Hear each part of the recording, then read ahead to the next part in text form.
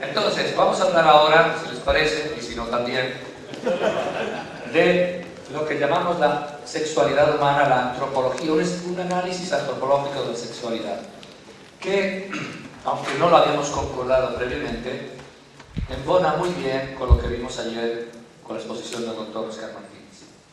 Ahí nos ayudaron a reflexionar sobre un hecho que es fundamental, que hay una base biológica, instintiva, funcional, etc., en la sexualidad, también en la sexualidad humana.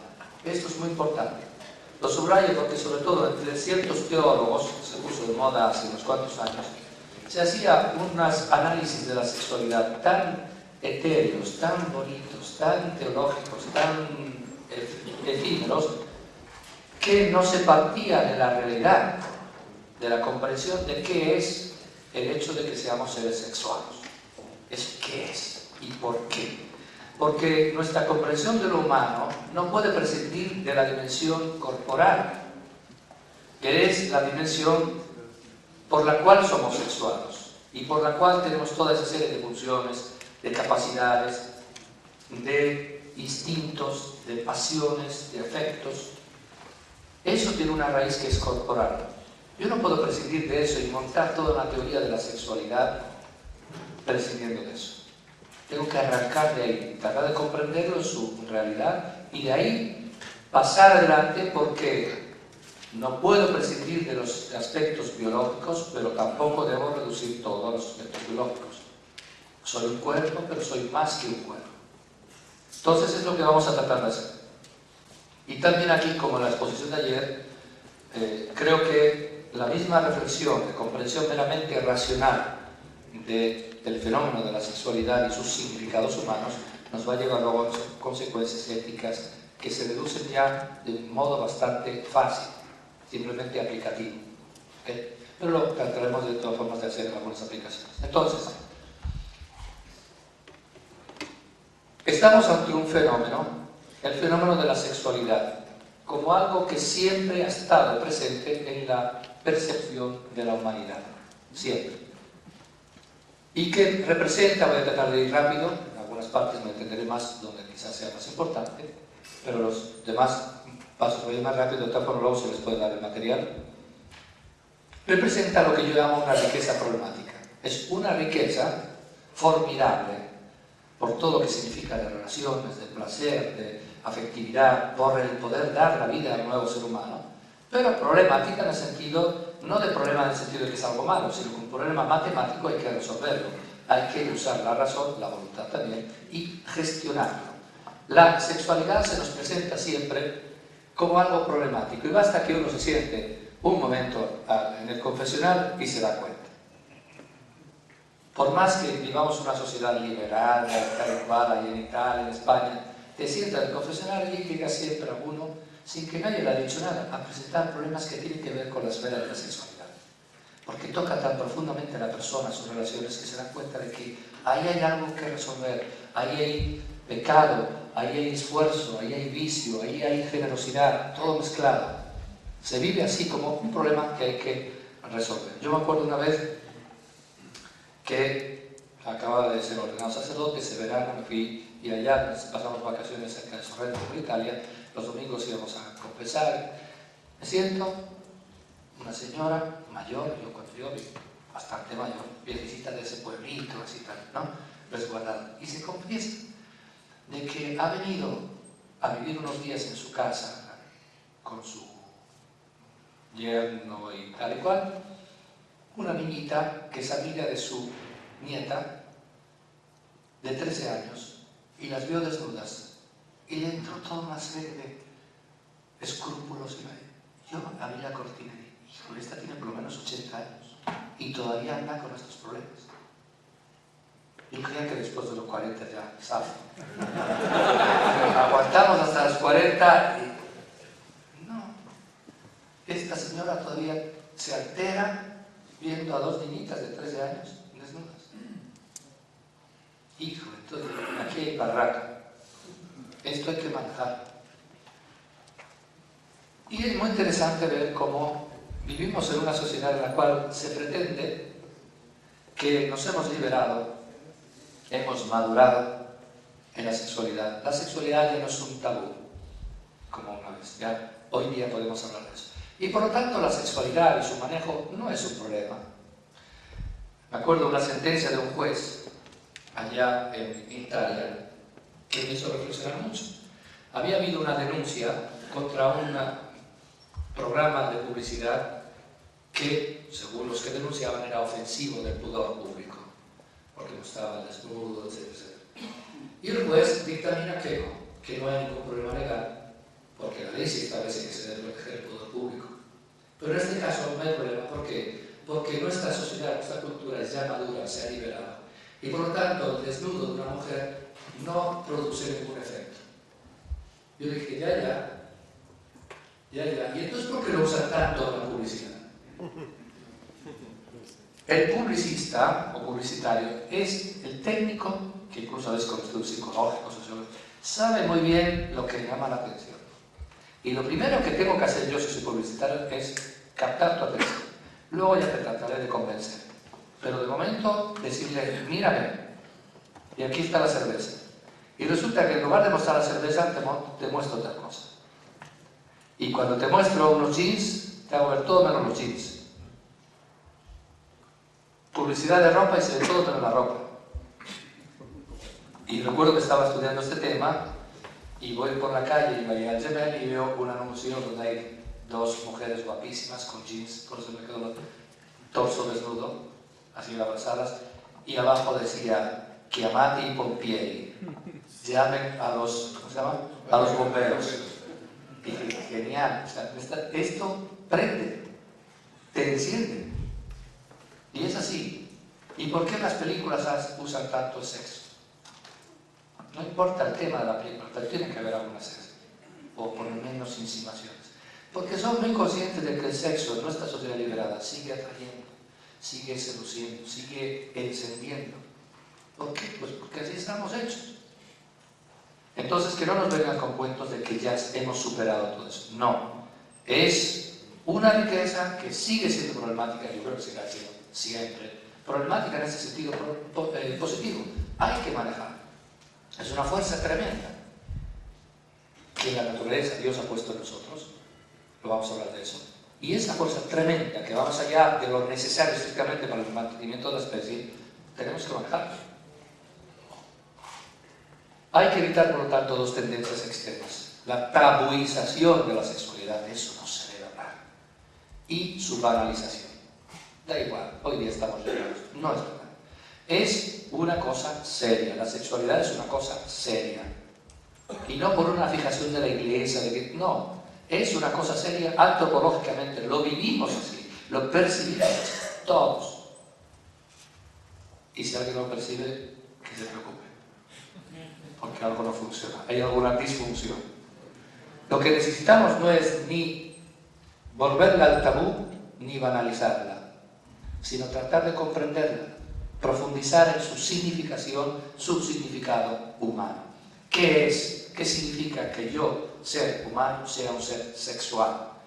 Y que sea un ser sexual masculino o femenino, y que tenga toda una serie de tendencias, inclinaciones, afectos, emociones, pasiones, y que en función de esas dinámicas pueda convertirme en padre y convertir a una mujer en madre.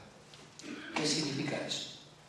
Entonces vamos a ver ante todo que podemos analizar la sexualidad como función biológica, pero también tenemos que verla como algo que tiene unos significados profundamente humanos, antropológicos, de la comprensión del anthropos, quiénes somos nosotros. Incluso para comprenderlos, no solo para manejarlo, es para entendernos como personas. Ante todo, el hecho y la función biológica, de la cual nos habló ayer bastante ampliamente el doctor Martínez.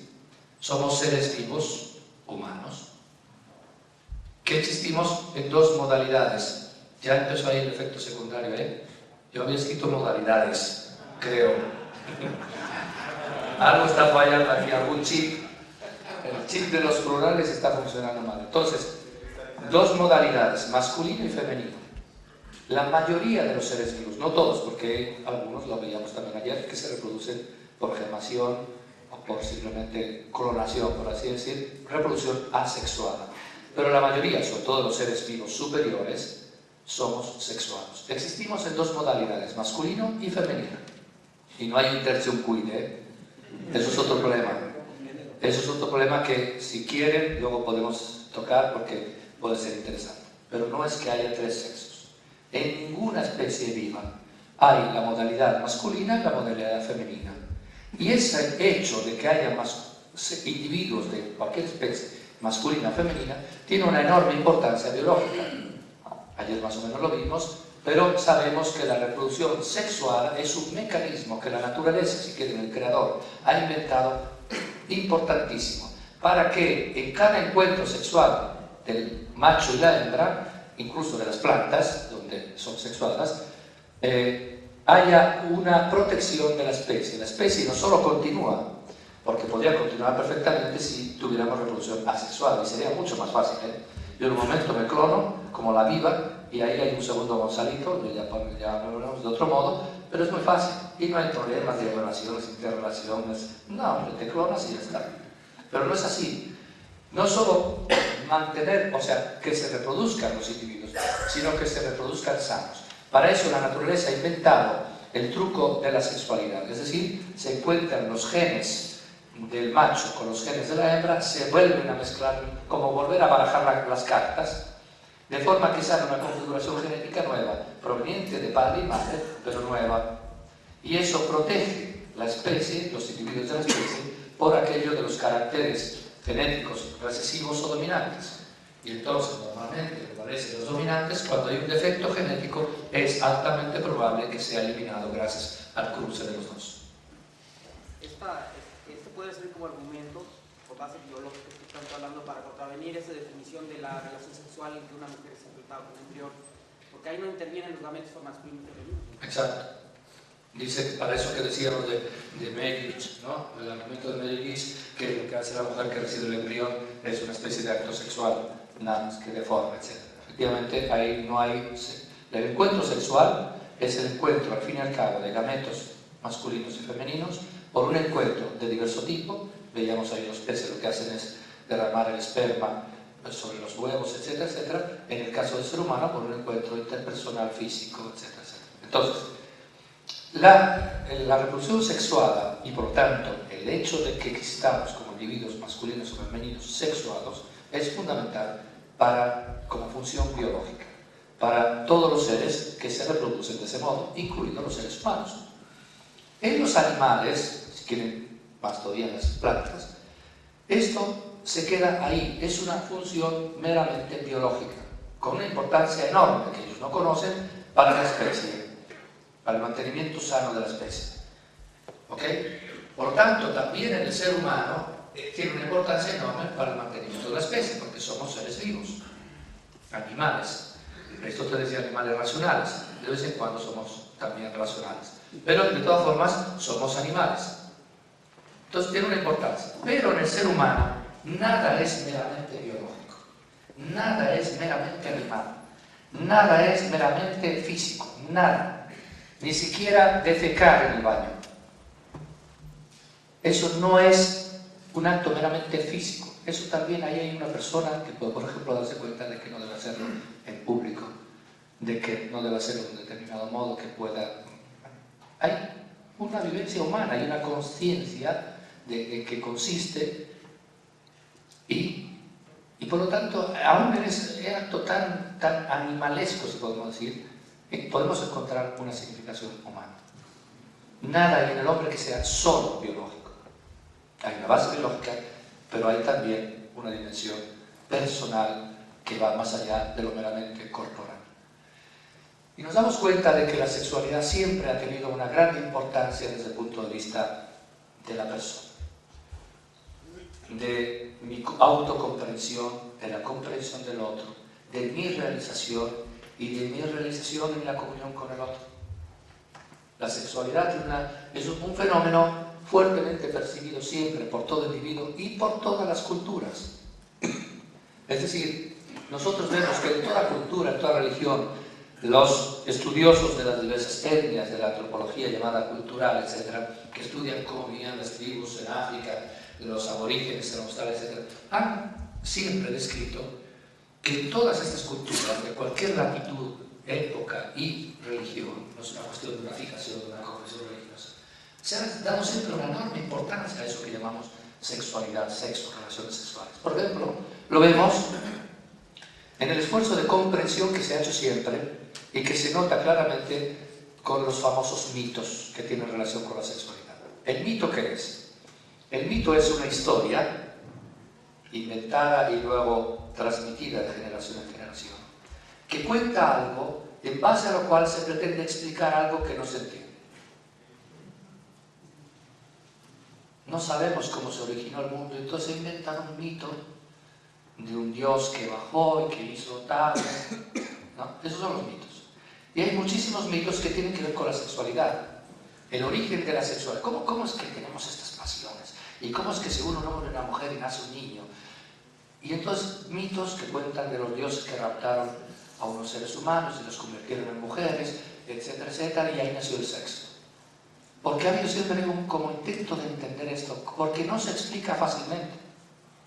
Como que hay algo de misterioso, casi misterioso, en esto de la sexualidad, en estas fuerzas, en este impulso, en este atractivo, en esta unión que genera una nueva vida. Y luego lo vemos también en el hecho del esfuerzo de regulación en todas las culturas de la esfera de la sexualidad. En todas las culturas hay normas muy precisas, por ejemplo, la prohibición del incesto. Es quizás la norma categórica más antigua que podemos conocer. Pero también, por ejemplo, la edad en que los muchachos se pueden casar, si se pueden casar con 2 o con 3 o solo con una, ritos, hay un momento de iniciación, hay un momento de matrimonio, cada cultura de un modo diverso, pero siempre hay algo, nunca es simplemente cada quien que haga lo que quiera, nunca. Siempre hay reglas, normas, prohibiciones, ritos. ¿Por qué? Pues porque todas las culturas, las tribus más antiguas, han percibido que eso es demasiado importante para el individuo, pero también para la tribu, para la comunidad. Y con estos dos se unen y nace un nuevo niño. Qué bueno, pero también hay que alimentarlo. Entonces no se vale que aquí cada quien haga lo que le dé la gana. Porque se percibe que esto es demasiado importante. No hay ritos, datos para comer, sí hay costumbres, no hay normas para cómo se debe comer, si comen 3 juntos o toda la familia juntos, o a qué edad se empieza a comer carne. No. En cambio aquí hay toda una serie de normativas, de reglas, de prohibiciones, de ritos, de ceremonias. Y aquí estamos ante algo que es muy, muy importante para el individuo y para la sociedad, para la comunidad. ¿Sí o no? Esto lo constatamos siempre. Luego hay una percepción implícita que quizás no podrían ellos describir por qué, pero hay una percepción implícita de que estamos ante una realidad profundamente misteriosa, profundamente humana y profundamente importante para cada individuo y para todos. Y por ello mismo se percibe un significado humano profundo. Hay algo en esto de la sexualidad que toca profundamente a la persona, el sentido de su vida, su realización personal y su realización interpersonal y comunitaria. Hay algo aquí que es muy importante desde el punto de vista de la comprensión y de la realización de la persona y de la persona con los demás. Vamos a hablar, bueno, a este propósito también, y lo que decía de cómo se percibe, así como un problema que hay que manejar, que es demasiado importante. Me acuerdo lo que decía un compañero de Cristo, que ahora es obispo, el padre Brian Farrell, trabajaba antes en Secretaría de Estado, y nos contaba en una plática que estaba en una ceremonia, una recepción de estas en la embajada, y pues pasaban estas muchachas guapísimas con sus minifaldas, no describió mucho, pero bueno, pasaban ellas con sus bandejas ofreciendo bebida, etc. Y él está hablando con un señor ex embajador viejito de los 85 años, muy simpático, y pasa una de estas, se le ofrece algo, sí, gracias, toma, y se va y se le queda mirando así, para mirar y dice, perdón, es que me siguen atrayendo las muchachas, nada más que no me acuerdo por qué.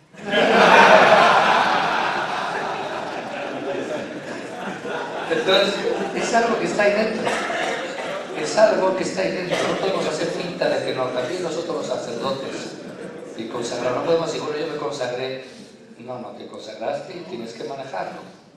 Como tiene que manejarlo el que se va a casar y todavía no se ha casado, como el que se ha casado, como el que se ha casado y la mujer tiene un problema y por tanto no debe quedar embarazada, etcétera, etcétera, etcétera. Luego vamos a hablar de eso. ¿Okay? Entonces, decía, lo que hacemos ahora es dar un paso adelante, es decir, hemos visto es una función, pero tiene unos significados humanos, que es importante profundizar tanto para comprenderlos como para realizarlos, para manejar esa riqueza problemática.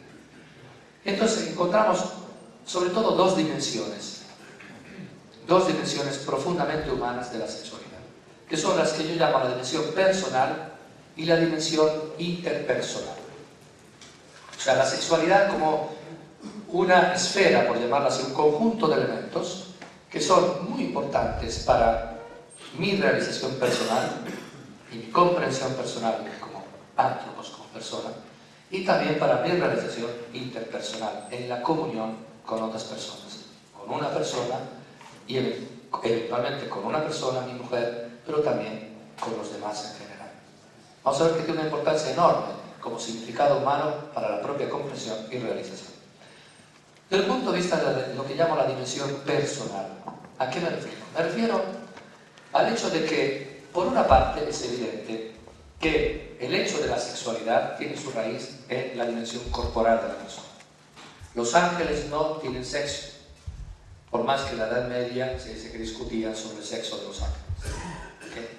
La conclusión es que no están sexuados. No son ni masculinos ni femeninos. Padre, por eso no tienen ombligo, ¿no?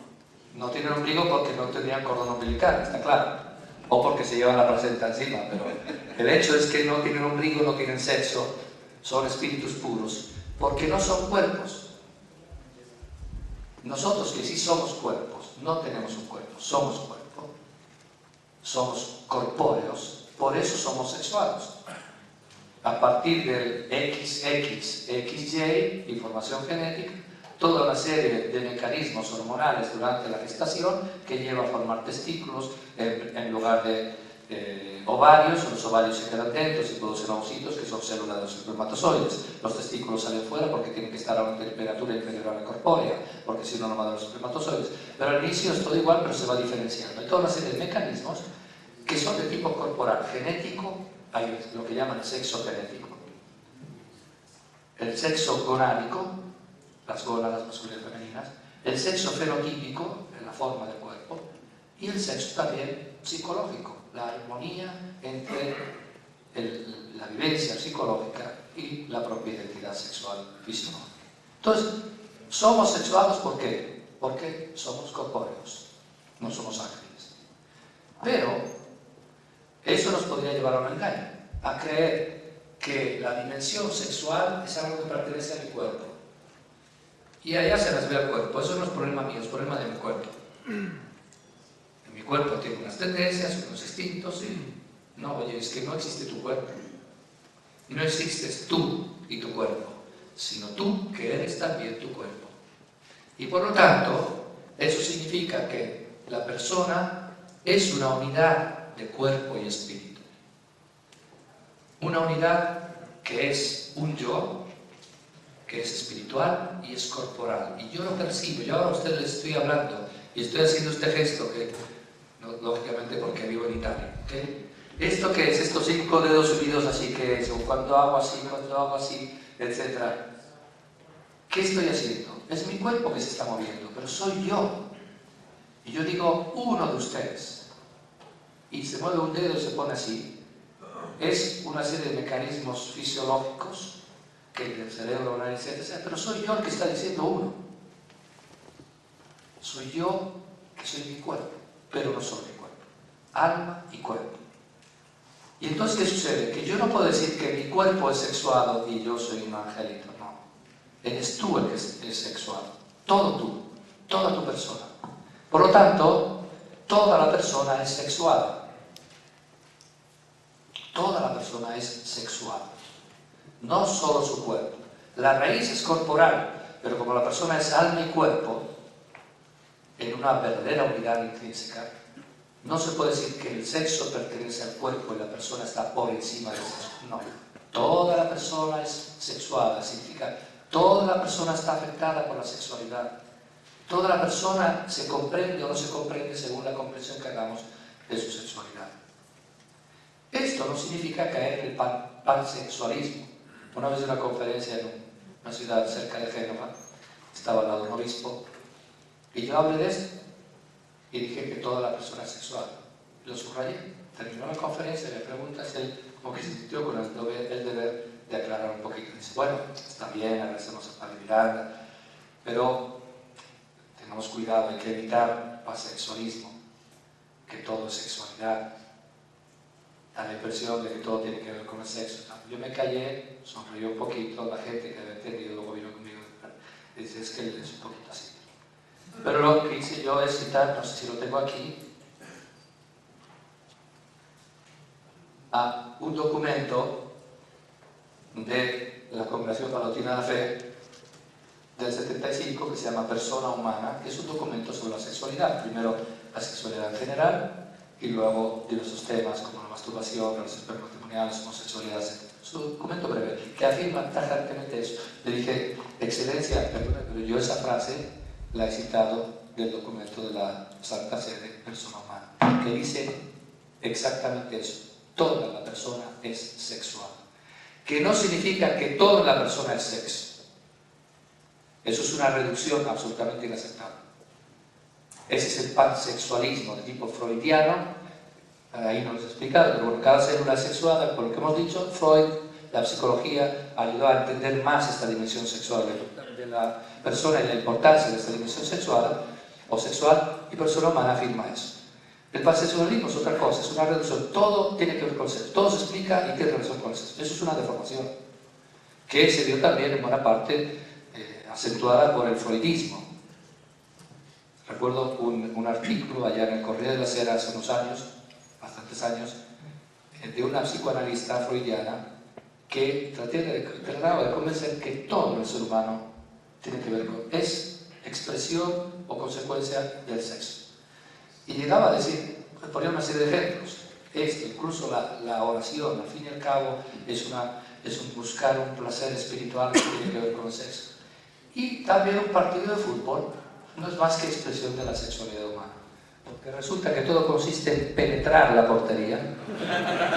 Y cuando se penetra la portería hay una especie de orgasmo, las gradas, etc. Digo, me parece un poquito exagerado, la verdad. Eso realmente es una visión distorsionada de las cosas, una fijación mental. No es verdad. Hay muchos actos que cumplimos nosotros que no tienen una relación directa, ni mucho menos con nuestra sexualidad. Pero también, por otra parte, toda la persona está connotada, afectada por la sexualidad, que significa, por el hecho de ser masculino o femenino, existir en una de las dos modalidades, y significa también que por ese mismo hecho tengo unas tendencias que son diversas en el hombre y la mujer, tengo unas inclinaciones, tengo unos afectos, tengo unas pasiones y tengo la posibilidad de convertirme en padre y de convertirla a ella en madre. Eso afecta a toda la persona.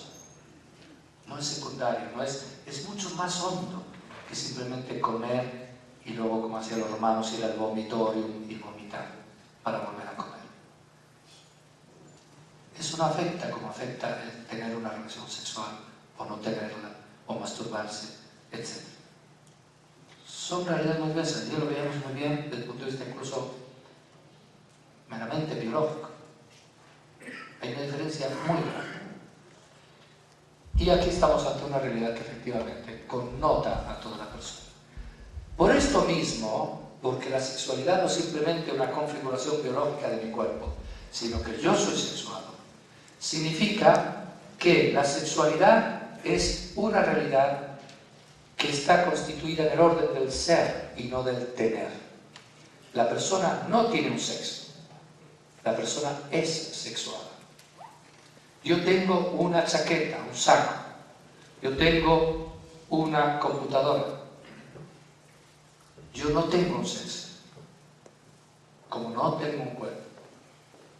Yo soy mi cuerpo que es sexual, no tanto, yo soy sexual y yo soy sexual masculino. Y con estas tendencias. Esto es muy importante. Decir que la sexualidad pertenece en la persona al orden de su ser y no de algo que tiene unas consecuencias muy importantes. Significa que mi sexualidad configura mi modo de existir. Yo existo como persona masculina. Ella existe como persona femenina. Son dos modos de ser persona y de realizarse como persona y de vivir como persona en la relación con el otro. Importancia, por ejemplo, para relaciones homosexuales, donde no se da esta relación de dos personas en las dos modalidades de existir. Sobre esto volveremos después. Por eso mismo, mi sexualidad y los eventuales significados humanos que yo descubro en ella, con mi razón, no son simplemente algo que yo poseo, algo que con lo que yo hago lo que me da la gana. Yo tengo una chaqueta, no estoy obligado a respetar los significados de la chaqueta. Si hay un fuego, la puedo usar para apagar el fuego. Si hay un ratón que quiero atrapar, la puedo tirar. Normalmente no lo usamos para eso, pero la puedo usar y no hago nada de malo. La puedo vender, la puedo regalar, la puedo quemar.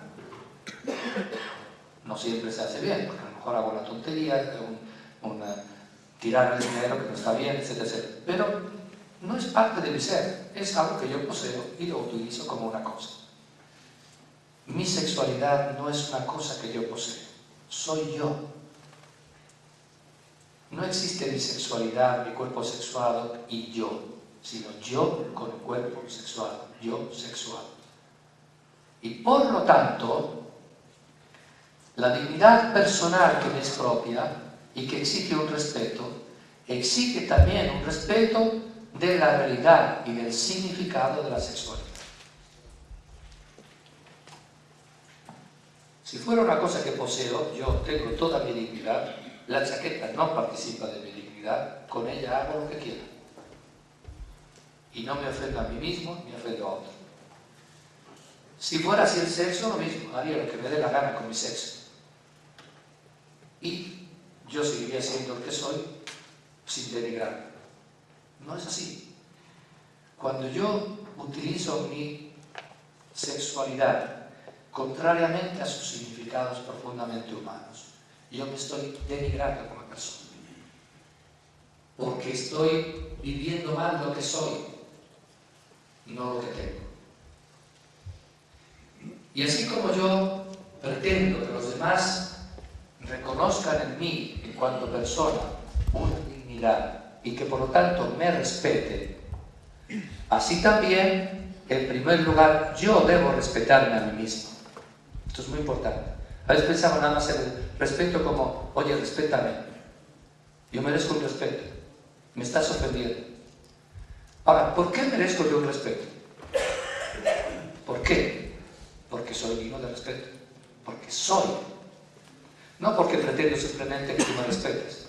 Me tienes que respetar porque soy digno de respeto. Y si soy digno de respeto, el primero que me debe respetar soy yo mismo. Yo soy el primero que tiene que ser coherente con mi ser, con mi dignidad. Yo debo respetarme a mí mismo en primer lugar. Y si la sexualidad es parte de mi ser, yo debo pretender que el otro me respete también en mi sexualidad, pero primero debo respetarme yo a mí mismo en los significados humanos del ser sexual. Tú me debes respetar también en lo que se refiere a mi sexualidad. Y por lo tanto, además, antes yo me debo respetar también en la vivencia de los significados de mi sexualidad. Si no, no es coherente que te pida que me respetes si yo mismo no me respeto. Si te pido respeto es porque soy digno de respeto. Si soy digno de respeto, yo me debo respetar. Si la esfera sexual es parte de mi ser, me debo respetar en esa esfera, yo me debo respetar en esa esfera. Es decir, debo vivir mi sexualidad según sus significados humanos, que vamos a ver después.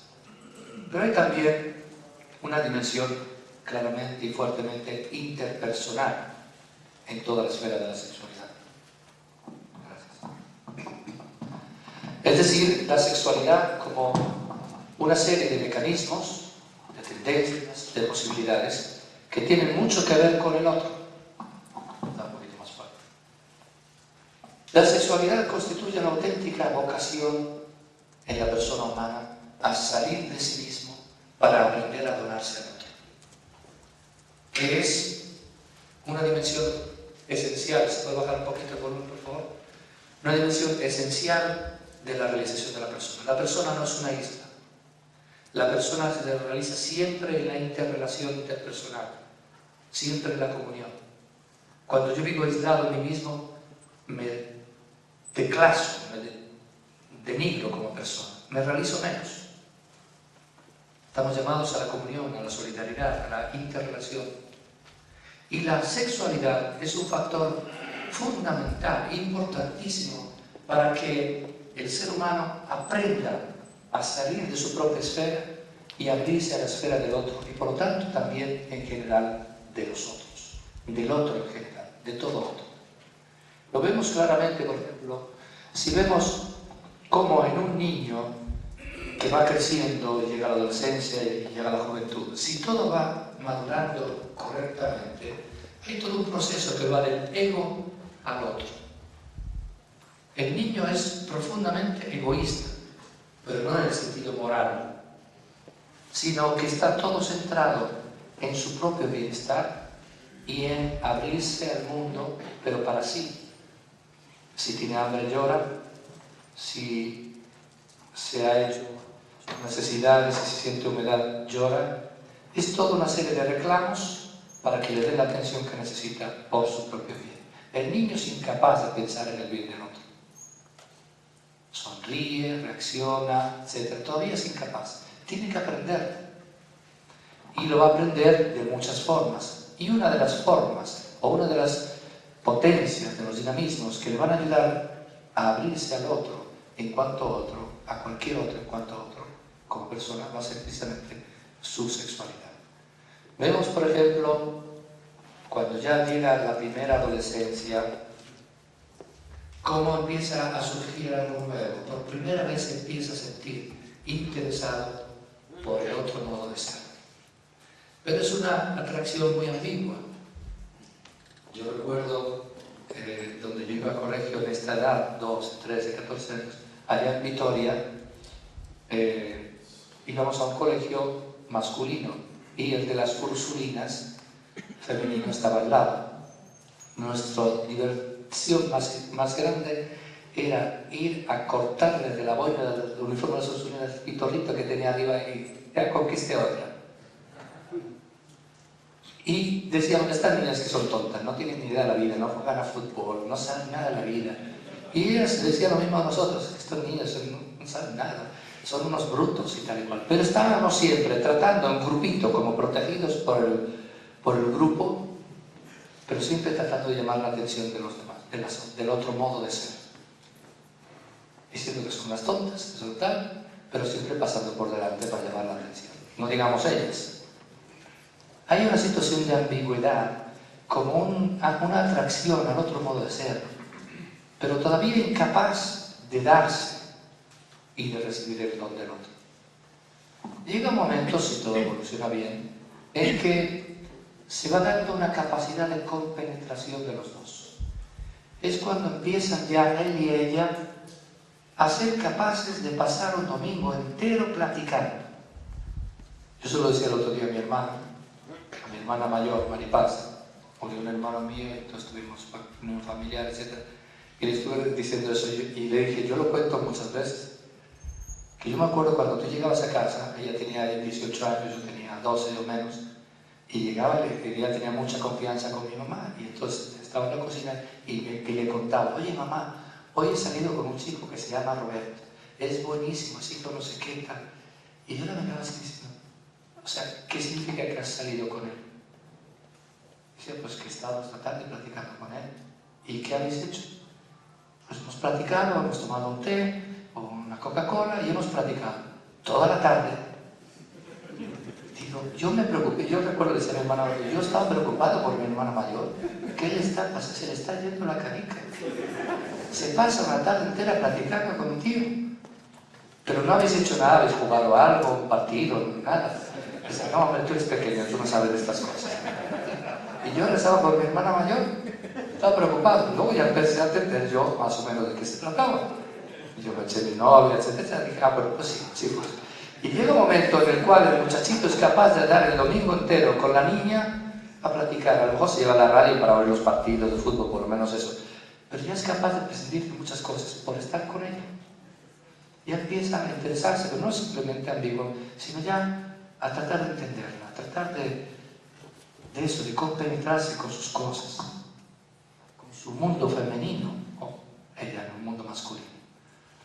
Si todo evoluciona adecuadamente, normalmente, llega un momento en el cual empieza el jovencito a ser capaz de la donación total, gratuita, de su propio ser, de su cuerpo, de sus afectos, de su vida, de sus hijos futuros. Es capaz de donarse totalmente, hasta la donación más total, que es precisamente la que da la vida. Eso que decíamos ayer, el dos que se unen para llegar a ser tres, para dar una nueva vida. Una vida que no existe todavía, porque hay otros actos de generosidad. Yo te puedo hacer un bien, tienes una necesidad, me da compasión, quiero ser generoso, te ayudo, pero ya existes, ya estás ahí como invitándome con tu mirada, con tu necesidad a darte algo. Cuando damos la vida a un ser humano, cuando ustedes dan la vida a un ser humano, se le están dando a alguien que todavía no existe. Es el don más gratuito. Y de esto es capaz el ser humano, gracias en buena parte a este impulso de la sexualidad que atrae hacia el otro modo de ser que es medio misterioso, medio extraño, que no entiendes y que posiblemente nunca vas a entender, pero te empieza a interesar, a atraer, a sentir como que te da algo que tú no tienes, te complementa. Y eres capaz de decidir vivir toda tu vida con esta persona del otro sexo. Entonces, esto es fundamental en este proceso del ego al otro. Es fundamental conseguir la sexualidad en la maduración afectiva para encontrar una persona capaz no solo de darse a esta persona, a ella, sino en general de darse a los demás. Por tanto, es fundamental también para toda la sociedad, para la convivencia. La sexualidad... Oye, me está fallando, ¿eh? ¿Qué me has hecho? La sexualidad como lenguaje humano. A ver, espera un momento porque creo que me está faltando una cosa. Sí, entonces voy a añadir al otro. Es decir, al hablar de la dimensión interpersonal, creo que es también muy importante que tengamos en cuenta otra cosa, que no sé por qué ha desaparecido la positiva. A lo mejor la tenía en italiano, no en español, pero es muy importante. Es la siguiente. Hemos hablado de los dos sexos como dos formas de existir, por tanto, en nuestro caso, de ser persona masculina y persona femenina. Pero estos no son simplemente dos modos de ser diversos, sino complementarios. Esto es muy importante. El individuo masculino y el individuo femenino son diversos y además complemento uno del otro. Y esto aún desde el punto de vista más rudimental, más biológico. Pongamos este ejemplo, supongamos que llega de otra galaxia un grupo de investigadores que tienen que mandar un reporte diciendo qué tipo de seres somos estos que llamamos aquí seres humanos. Y nos investigan y hacen análisis anatómicos, etcétera, etcétera. Y en el reporte uno dice, aquí hay algo curioso, porque yo he notado que estos bichos que hay allá en el planeta Tierra tienen, por ejemplo, unas bolitas aquí que llaman ojos y que tienen una función que nosotros no tenemos. Ellos no tienen antenas. Sin embargo, tienen estas bolitas que resulta que son transparentes y según parece captan fotones y elaboran y ven y se mueven gracias a eso. Está clarísimo.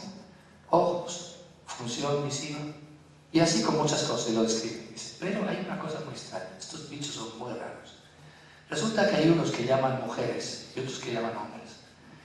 Y todos tienen ojos, todos tienen orejas y ninguno tiene antenas, tampoco las mujeres, aunque para veces parece que las tienen. Pero resulta que además de esas cosas clarísimas, o sea, se ve cuál es la función, resulta que en ellas hay una cosa que llaman matriz útero, que que no sabemos para qué funciona. No le sirve de nada. Y tiene como dos bolitas ahí que llaman ovarios, que producen las células, que no le hace nada. Se lo quita si no pasa nada. Si le quitas el ojo se queda ese pelo. Le quitas el ovario, el útero, no le pasa nada. Está rarísimo, esto hay que entenderlo porque aquí hay algo muy raro.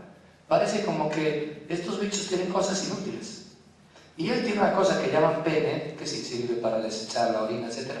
Pero que no tiene otra función. Él tiene unas bolitas igual que la otra, pero que están fuera, que llaman testículos, y que no le sirve de nada. No tiene ninguna función fisiológica, nada. Hasta que un día uno de estos marcianos se da cuenta de que cuando se unen estos dos, gracias a esos testículos, a ese pene, a esa vagina, a ese útero, etc., nace un nuevo bicho. Y dice, híjole, ahora sí entendí. Qué interesante. O sea, en realidad él tiene cosas que no le sirven a él. Todo tiene, las hormonas tienen también efectos de otro tipo, etc. Pero fundamentalmente no le sirven los testículos para nada.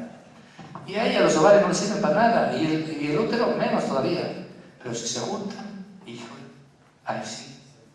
Pero es todo en función de la nueva vida. Él tiene cosas, ella tiene cosas que no son ni para él ni para ella, sino para que al juntarse ambos puedan dar origen a una nueva vida. Y ahí este marcianito hasta se conmovió. Eso es muy importante.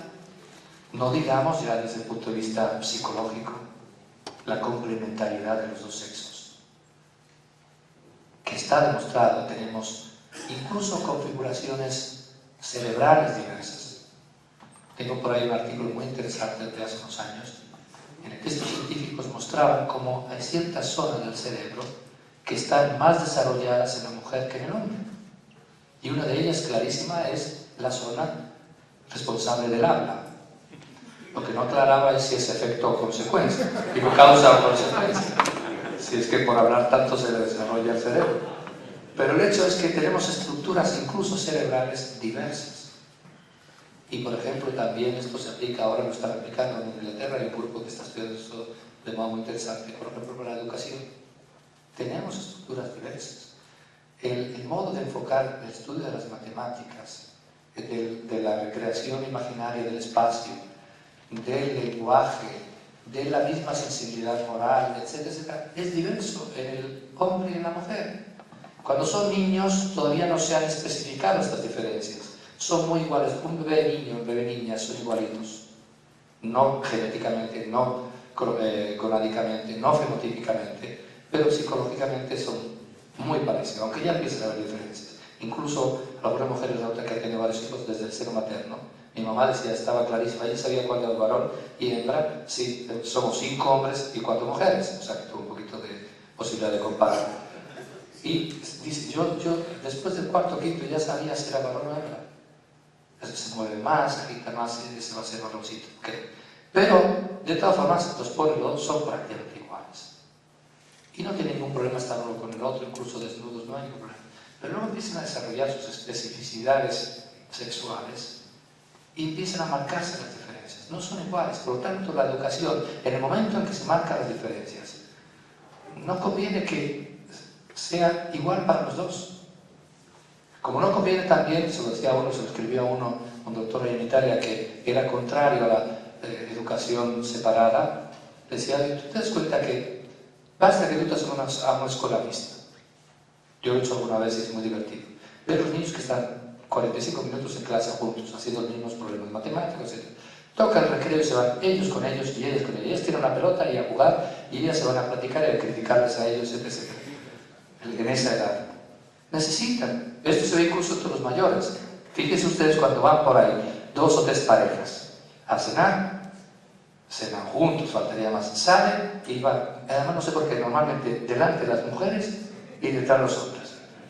Hay momentos en que necesitamos un espacio para estar entre nosotros, los machos, y contarnos nuestras cosas. Y ellas tienen también necesidad su tiempo, su espacio para criticarnos todo lo que pueden. Entonces, hay una diferencia, que no es solo diferencia, que es complementariedad. Esto es lo importante. el hecho de ser masculino y femenino, que tiene una función biológica, como hemos visto, en el ser humano es mucho más. Es que es la persona sexual y es la persona llamada a complementarse con una persona del otro sexo. La famosa media naranja. Fulanito encontró su media naranja.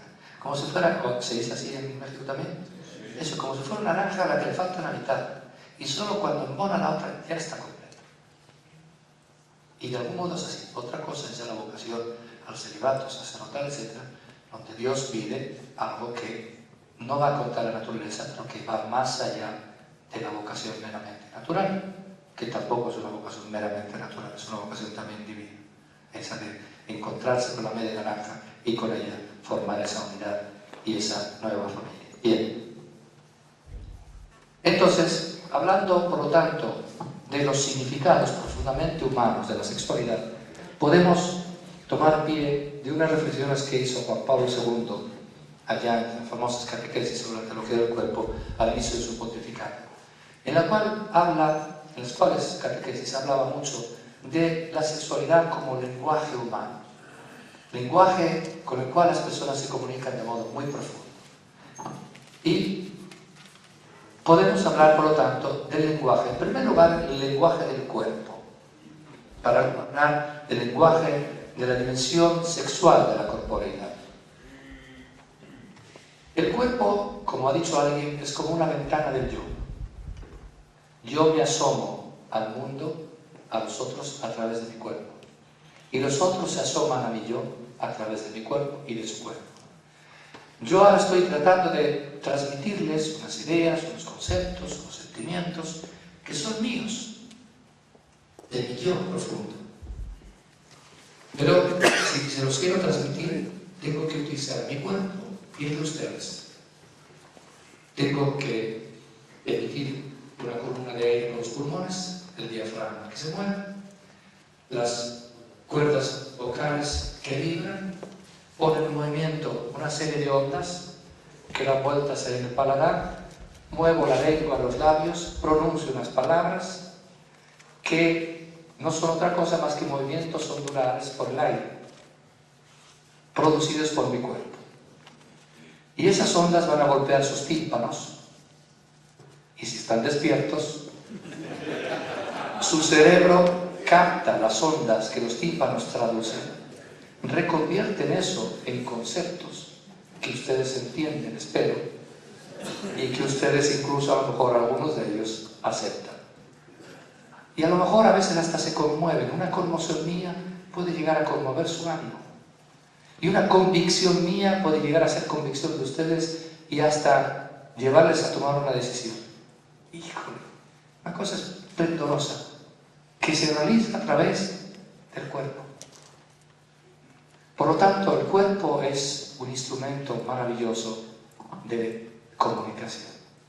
En este caso, a través de la comunicación oral, pero también lo puedo hacer a través de las manos, escribiendo un email, escribiendo con la pluma una carta. Al fin y al cabo es mi cuerpo que ha trazado con tinta unos trazos sobre un papel blanco y que luego tu cuerpo lee los fotones que vienen de ese papel y los interpreta, etcétera, etcétera.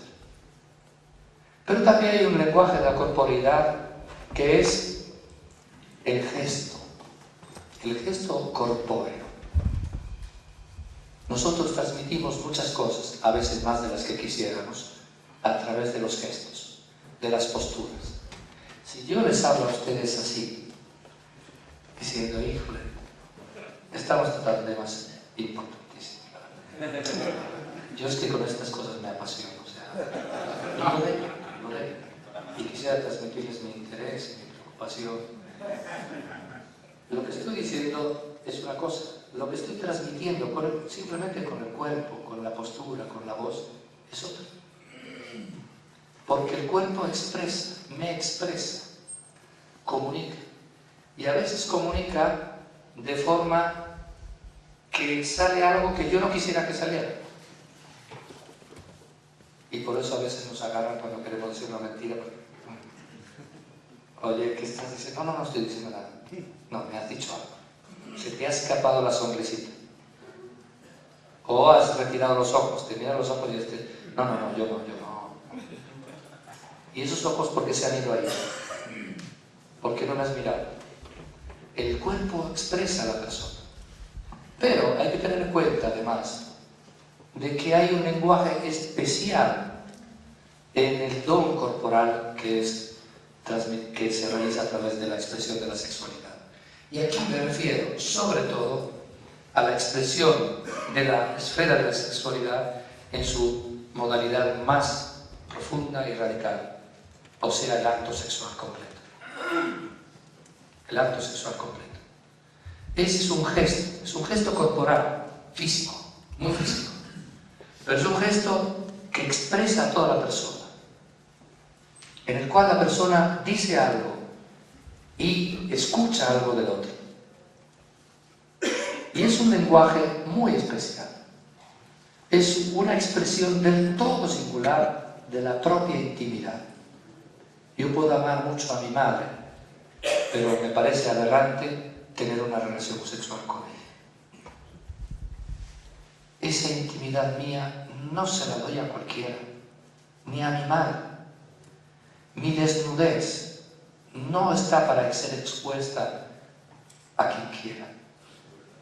Me la guardo para ella, para ti, porque me he donado a ti. Y porque quiero que esta donación de mi intimidad, de mi desnudez, sea expresión de mi don, que tú acoges al darme tu propio don. Y es un lenguaje en el cual encontramos dos dimensiones. La dimensión que podemos llamar objetiva y la dimensión subjetiva. Todo lenguaje tiene estas dos dimensiones. 5 minutos. Ok. Ha tocado por si acaso, dice. Lo ha dicho, pero no está consciente. Hay una dimensión del lenguaje que es objetiva y otra que es subjetiva. A veces nos damos cuenta de que nos han entendido mal. Oye, no, yo no quería decir eso. Sí, pero tú dijiste eso, o incluso hiciste ese gesto. Y hay unos significados de nuestra gestualidad corporal que son convencionales, artificiales. Por ejemplo, si yo hago esto, ¿qué estoy diciendo? Amor y paz. No, estoy diciendo que hay 2 platos hoy en la comida. ¿Ok? O estoy diciendo, faltan 2 minutos. O estoy diciendo victoria. Si hago así, en un contexto, siempre, todo lenguaje, toda palabra, se entiende dentro de lo que Wittgenstein llamaba el juego lingüístico. En un determinado juego lingüístico, como estamos hablando de cuántos van a ir a no sé dónde, digo, ustedes entienden, 2. Si estoy hablando de amor y paz, soy un hippie con la guitarra, digo así, peace and love. Y si hemos ganado el partido, estoy diciendo victoria. ¿Y por qué victoria? 2 porque es 1 y 2. Peace and love porque se hizo ese símbolo convencional. Victoria porque como una V. Y en la mayoría de lenguas la palabra victoria empieza con V. Es un gesto meramente convencional. Podríamos decidir que de ahora en adelante para decir victoria hacemos así y todo lo entenderíamos. Pero hay gestos corpóreos que transmiten cosas no de modo convencional ni subjetivo, sino de modo natural y objetivo. Si yo hago así, es también convencional, lógicamente, y también hay que ver el significado que le doy. Pero si la mamá al niñito pequeño que acaba de tirarle las coletas a la niñita, le ha hecho llorar, le dice así, eso no es convencional. Es que una vez hizo así y luego acabó aquí. Volvió a ser así y acabó aquí. Y se da cuenta de que ese es un gesto que expresa el asombro. Y si yo hago así y te digo, me la pagas, o no te lo digo, te hago así, tú entiendes que te estoy diciendo eso. Porque ese ceñir el puño significa en sí mismo el gesto de agresividad, del golpe. Hay gestos que son convencionales en su significado, hay gestos que son naturales y objetivos en su significado. El gesto de la relación sexual plena es un gesto que puede tener unos significados convencionales, culturales, subjetivos, la vivencia subjetiva es diversa en cada uno, pero tiene también unos significados incrustados objetivamente en la naturaleza misma del gesto. Ese gesto dice eso y eso. No es que yo lo quería decir. Sí, pero es que el gesto lo dice. Entonces, si tú quieres vivir genuinamente, auténticamente, humanamente, ese gesto con el que te expresas con esa persona, lo tienes que vivir realmente expresando lo que el gesto dice.